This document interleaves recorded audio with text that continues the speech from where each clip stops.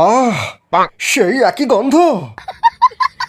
পচা, এই বিড়ির প্যাকেটটা তোকে কে দিয়েছে?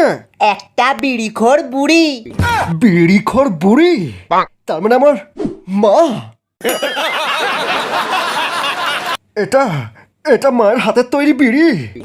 একই বিড়ি অন্যজনও তৈরি করতে পারে। নানন্দা, তুমি হয়তো জানো না, আমি কতদিন পরে এই বিড়িটা খেয়ে পেট ঝেড়ে হয়ে গেছি।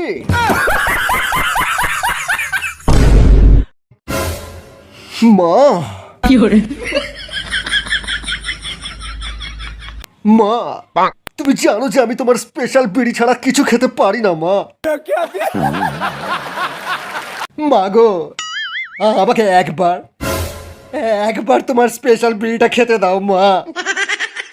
কতদিন আমার পায়খানা ক্লিয়ার হয়নি মা, একবার।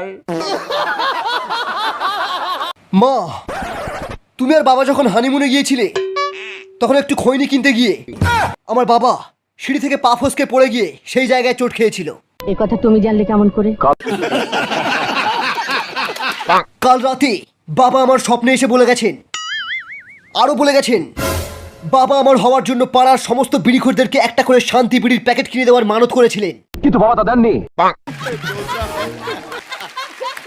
এখন এই বিড়িখোরগুলো আমাদেরকে শ্রাপ দিয়েছে, বলেছে এই রাজমহলে সবার পায়খানা বন্ধ হয়ে যাবে, বুকে গ্যাস উঠে সবাই মারা যাবে।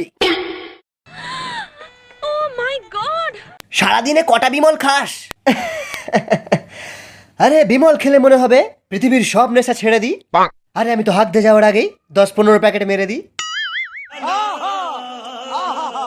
বাবা, আমার বাইকে তেল শেষ হয়ে গেছে। কাল তো 50 টাকা দিলাম। 50 টাকা? থু, শালা 50 টাকা তেল তো রাস্তার জামিতেই শেষ হয়ে যায়। পেট্রোলের দাম অনেক বেড়ে গেছে, তোকে আর বাইকই চালাতে দেবো না। আরে দরকার নেই তোমার বাইকের, আজ থেকে আমি টোটো কিনে চালাবো, নিজের টাকায় বাইক কিনবো।